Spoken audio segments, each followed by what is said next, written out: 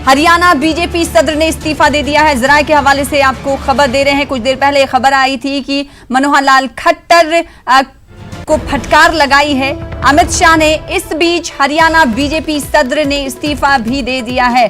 जराये के हवाले से बड़ी खबर आपको दे रहे हैं। तो हरियाणा इंतखाबात में कारकर्दगी को लेकर यह इस्तीफा माना जा रहा है। हालांकि अभी इसकी तस्दीक नहीं हुई है, लेकिन सोर्सेज ये कह रहे हैं कि हरियाणा बीजेपी सदर ने इस्तीफा दे दिया है। तो जराये के हवाले से इस वक्त की बड़ी खबर दे रहे हैं। असेंबली इंतखाबात में शिकस्त की जिम्मेदारी उन्होंने कहा जा रहा है, सूत्र ये बता रहे हैं कि उन्होंने कबूल कर ली है। तो इस वक्त की बड़ी खबर आपको दे रहे हैं हरियाणा के ताल्लुक से, जहां पर बीजेपी कहीं ना कहीं पशेमानी का सामना करती हुई दिखाई दे रही है। इस बीच कुछ देर पहले खबर आई थी कि अमित शाह ने खट्टर की क्लास भी ली है, यानी उन्हें फटकार लगाई है और साथ ही साथ उन्हें दिल्ली तलब किया है। इस बीच बड़ी खबर आपके सामने ये है, जरा ये कह रहे हैं कि हरियाणा के बीजेपी सदर ने इस्तीफा दे दिया है और उन्होंने असेंबली इंतखाबात में शिकस्त की जिम्मेदारी भी कबूल कर ली है। इसी के साथ आपको बताते हुए चले कि इस वक्त 33 सीटों पर लीड करती हुई दिखाई दे रही है बीजेपी, जबकि 4 सीटों पर जीत बीजेपी ने दर्ज कर लिया है। वहीं 29 सीटों पर कांग्रेस लीड करती हुई दिखाई दे रही, तो 2 सीटें कांग्रेस के खाते में चली गई हैं, जबकि जननायक जनता पार्टी के खाते में भी 2 सीटें गई, यानी 2 सीटों पर जननायक जनता पार्टी ने जीत दर्ज कर ली है और 10 सीटों पर जीत बनाए हुए हैं। इस बीच बीजेपी को कहीं ना कहीं झटका मिलता हुआ दिख रहा है। इस वजह से हरियाणा बीजेपी सदर ने इस्तीफा भी दे दिया है, जराये ऐसा कह रहे हैं।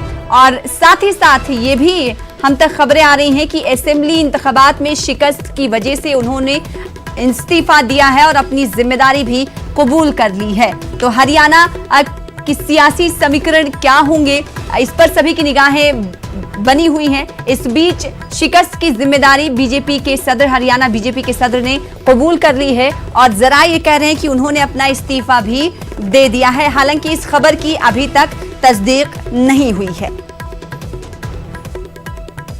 वही बात अगर महाराष्ट्र की कर लें तो महाराष्ट्र के आंकड़ों पर भी निगाह लगातार बनी हुई है, लेकिन इस बीच हरियाणा से बड़ी खबर हम अपने नाजरीन तक पहुंचा रहे हैं। असेंबली इंतखाबात में शिकस्त की जिम्मेदारी कबूल करते हुए बीजेपी सदर ने इस्तीफा अपना दे दिया है और एक बार फिर से अपने तमाम मेहमानों का इस्तकबाल करा दें। और कुछ खास मेहमान एक बार फिर से हमारे साथ जुड़ चुके हैं। हेमराज शाह साहब पहले से ही जुड़े हुए हमारे साथ, राजेंद्र पतोड़े साहब जो कि तर्जुमान है बहुजन वंचित आघाड़ी के, हमें मुंबई से ज्वाइन कर रहे हैं, और साथ ही साथ एक और खास मेहमान मुजीब रूमानी साहब मौजूद हैं जो कि एक स्पोक्स पर्सन हैं एनसीपी के। आप दोनों का इस्तकबाल करते हैं, खैर मकदम करते हैं। मुजीब साहब, एनसीपी कांग्रेस कुछ बेहतर करती हुई महाराष्ट्र में तो नहीं दिखाई दे रही, लेकिन हरियाणा में कांग्रेस जो है वो कुछ अच्छा करती हुई और बीजेपी को फाइट करती हुई दिखाई दे रही है, फाइटिंग स्थिति में है।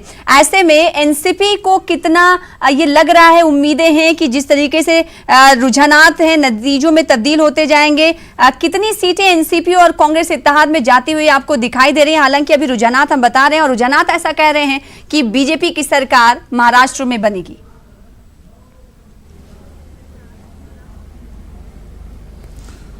ये बात सही है कि महाराष्ट्र में हम लोग जिस तरह से परफॉर्मेंस करना चाहिए था उस तरह का परफॉर्मेंस नहीं है। हेलो जी, आपकी आवाज हम तक आ रही है, बोलिए मुजीब साहब। हाँ, जिस तरीके से राष्ट्रवादी कांग्रेस, एनसीपी और कांग्रेस ने परफॉर्मेंस देना मांगता था उस तरीके से परफॉर्मेंस हम लोग दे नहीं पा रहे हैं। लेकिन उम्मीद के क्या वजह रही मुजीब साहब? आप सब लोग जो है ना हार जाते हैं, पहले ही लड़ाई लड़ने से पहले ही हार जाते हैं। परफॉर्मेंस देना चाहिए। कांग्रेस की अगर बड़े लीडर की बात करें, राहुल गांधी को, सोनिया गांधी को रैलियां करनी चाहिए, लेकिन इसमें नाकाम रही कांग्रेस और एनसीपी भी। आखिर इसकी वजह क्या है? नहीं, जिस तरीके से बीजेपी ने राष्ट्रवादी कांग्रेस और कांग्रेस की जो नेतागण जो भगाए, उस हिसाब से अगर देखा जाए तो ये हमारे कार्यकर्ता की लड़ाई थी। हमारे जो सिपा सलार है वो सब भाग गए थे और ये लड़ाई हमारी सिपाही ने लड़ाई है। तो मैं हमारे सभी कार्यकर्ता का अभिनंदन करता हूँ कि बिना सिपा सलार के हम लोग ने लड़ाई लड़ी है।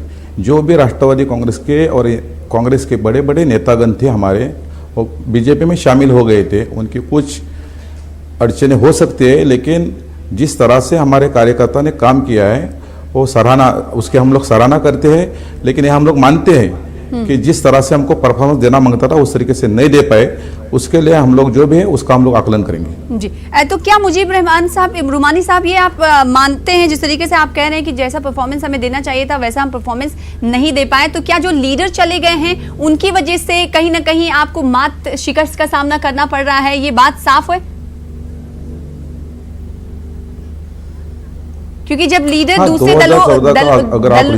दल को पकड़ता है, उसमें शमूलियत इख्तियार करता है, तो कहीं ना कहीं कार्यकर्ता जो है बड़ी तादाद में उसके साथ जाते हैं और इंतखाब लड़ा जाता है कारकुनों के दम पर। हाँ, मैंने तो बताया ना कि हमारे सब सेनापति भाग गए। हम लोग ने जो लड़ाई लड़ी है वो हमारे सिपाहियों ने लड़ाई लड़ी है, सब सेनापति भाग गए हमारे। हम लोग ने लड़ाई जो लड़ी है वो हमारे कार्यकर्ता के दम पे लड़ी है। और जिस तरह से आप देखिए कि 2014 में हम लोग एनसीपी और कांग्रेस को पकड़ के हम लोग 83 पे थे, अभी हम लोग 97 पे जा रहे हैं, तो ये चीज़ बताते हैं कि ये बीजेपी और सेना की जो महायुति की जो सरकार है उसको नाकाम हुई है। जी, तो कहीं ना कहीं लोगों ने सीटों का मार्जिन जो है वो बढ़ा है। बहुजन वंचित अखाड़ी से हमारे साथ राजेंद्र पतोड़े साहब मौजूद हैं। राजेंद्र पतोड़े, इससे पहले 2 दिन पहले भी शायद आप हमारे साथ जुड़े हुए थे डिबेट में, उस वक्त आपने पूरी उम्मीदें जाहिर की थी, लेकिन नतायज में कोई उम्मीद वंचित को लेकर दिखाई नहीं दे रही है। वंचित पूरी तरीके से साफ होती हुई नजर आ रही है। अगर आप MIM के साथ गए होते तो शायद तस्वीरें कुछ और बदलती हुई दिखाई देती। लगता है बड़ी भूल हो गई है। हम MIM के साथ थे लोकसभा में, तो जी नहीं, जी बिल्कुल भूल नहीं हुई है। MIM की तरफ से जो अलायंस था वो टूटने का ऐलान जो था वो किया गया था। ऐसा कुछ भी नहीं हुआ। इसके बाकायदा उल्टा हुआ है कि आज जो पहली सीट MIM की निकली है डॉक्टर अब्दुल गफ्फार कादरी साहब की, तो वो चीज़ उसको हमारा सपोर्ट था। हमारी लिस्ट में पहला नाम जो सपोर्ट की लिस्ट में था तो पहला डॉक्टर गफ्फार कादरी साहब का ही था। तो मुझे नहीं लगता कि ऐसा कुछ हुआ है। वंचित आघाड़ी जो है मार्च 2019 में रजिस्टर्ड हुई है, इसलिए हमारे पास खोने जैसा कुछ नहीं था। हमारे 4 सीटें जो है वो बाकायदा, उसमें से मुर्तिजापुर जो है अभी वो विनिंग हो चुका है, तो हमारे और 3 जगह जो है वो विनिंग की तरफ हम लोग जा रहे हैं। तो हमारे पास खोने के लिए कुछ भी नहीं था।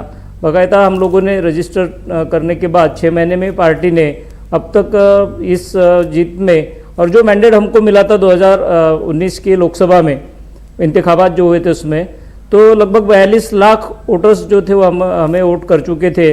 और हम लोग उम्मीद करते हैं कि वो जो फिगर हमारे पास था 42 लाख, उसको भी हम क्रॉस कर जाएंगे। ठीक है, तो आप पूरी उम्मीद है अपने तरीके से। हेमराज साहब, आपके पास लौटना चाहेंगे। कुछ देर पहले आप मुजीब रुमानी साहब को सुन रहे थे, उन्होंने कहा कि 2014 में 83 पर कांग्रेस और एनसीपी कोalition का ये आंकड़ा पहुंचा था, जीती हुई सीट पहुंची थी, और इस बार जो रुझानात है वो इशारे कर रहे हैं कुछ ज्यादा ही, यानी 94 पर लीडिंग हो रही है और 4 सीटें एनसीपी और कांग्रेस को मिल चुकी हैं। ऐसे में वो ये कह रहे हैं कि बीजेपी शिवसेना सरकार की कहीं ना कहीं नाकामियां रही, जिसकी वजह से हमारा सीट मार्जिन जो है वो बढ़ता हुआ दिखाई दे रहा है। नाकामयाब रहने का सवाल ही नहीं है। आप रुझान देख सकते हो, बीजेपी शिवसेना के रुझान आ ही रही है और सरकार वही बनाएंगी। अगर हम हमारी कुछ नाकामी रही होती तो हम सरकार नहीं बना सकते। तो आप समझ सकते हैं। साहब, आप ये मान रहे हैं कि रुझानात जिस तरीके से, हालांकि इशारे तो कर रहे हैं कि महाराष्ट्र में शिवसेना और बीजेपी की सरकार तो बनेगी, लेकिन सीट अगर बात करें सीटों की कामयाबी को लेकर और सीट मार्जिन जो पहले हासिल हुआ था बीजेपी को और शिवसेना को, उसमें कमी आएगी इस बार जब दावे कर रही है एनसीपी कांग्रेस की हमारी सीट मार्जिन जो है बढ़ती हुई दिखाई दे रही है, तो इसका मतलब है ना कि आपकी सीटें उधर जाएंगी? नहीं, उससे ज्यादा 2014 से ज़्यादा ही सीटें हमारी आएगी। आखिरी रुझान तक आप देख लीजिए। जैसे आपने पार्लियामेंट इलेक्शन में देखा होगा को हमारे रुझान में शिवसेना को 6 सीट दिखा रही थी, उसके बाद 12 दिखाई और रिजल्ट आया 18 सीट का। तो रुझान के हमारा जो पहले से सीट है उससे बढ़ने वाली ही है।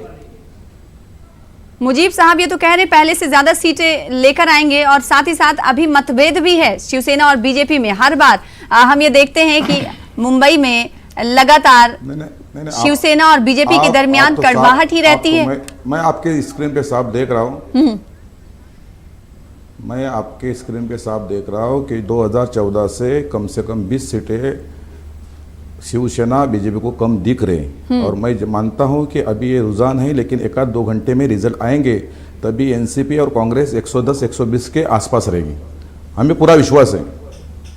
अब तो रुझानात और सारे कोई आ भी चुके हालत में हैं, अभी हमारे साथी जो रुझानात बताया आ चुके हैं कि पूरे। सरकार के मुजीब साहब, कांग्रेस और एनसीपी 92 पर बढ़त बनाए नहीं, हुए हैं, रुझा- वहीं 6 सीटें रुझानात तो आपने जीत ली नहीं, हैं, 6 सीटें जीत ली हैं। अगर 92 सीटें जो ये बढ़त तो बनाए रुझान हुए है। हैं वो जीतों में अगर तब्दील हो जाता है तो कांग्रेस और एनसीपी के लिए बड़ी बात होगी।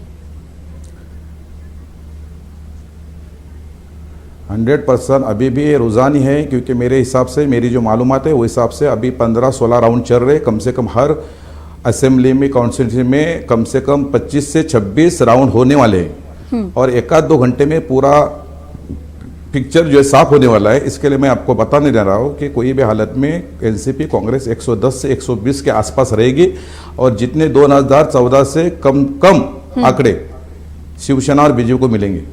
शिवसेना तो ये दावा कर रही है कि पहले से ज्यादा सीटें लाएंगे। हेमराज साहब को तो सुन ही रहे थे आप। मुजीब साहब, नहीं, आप हेमराज साहब तो आप देख रहे हैं ना सामने, शिवसेना 73 थी, अभी कितने आंकड़े यार हेमराज साहब देख रहे हैं 2014 के जो आंकड़े, उसका आकलन करें ना। आंकड़ों को शायद नहीं देख रहे हैं, 122 टीवी स्क्रीन पे बार-बार फ्लैश हो रहे हैं बीजेपी आंकड़े। हेमराज और साहब उसे 6 नजरअंदाज कर रहे हैं और न्यूज 18 नेटवर्क हाँ, के ये 6 आंकड़े जो हैं कभी आखिर में जाकर तब्दील 6 नहीं होते। जो आंकड़े अभी हम दिखा रहे हैं वही आंकड़े आखिर तक रहेंगे, इख्तिताम तक रहेंगे। इसलिए इस पे आपको भरोसा करना चाहिए, यकीन करना चाहिए। जो इस वक्त आंकड़े टीवी स्क्रीन पर फ्लैश हो रहे हैं और उसके मुताबिक शिवसेना को, बीजेपी को कहीं ना कहीं सीट कम मिलती हुई दिखाई दे रही है। हेमराज साहब, ये आंकड़े बदलते रहते हैं, ये आंकड़े पक्के नहीं है। जैसे मैंने इसके पहले ही बताया कि पार्लियामेंट में हमारे एमपी की 6 सीटें दिखा रही थी और निकली 18 सीटें। तो ये आंकड़े तो बदलते रहते हैं और फाइनल रिजल्ट आएगा तब तक वेट करें अपन। फाइनल रिजल्ट आने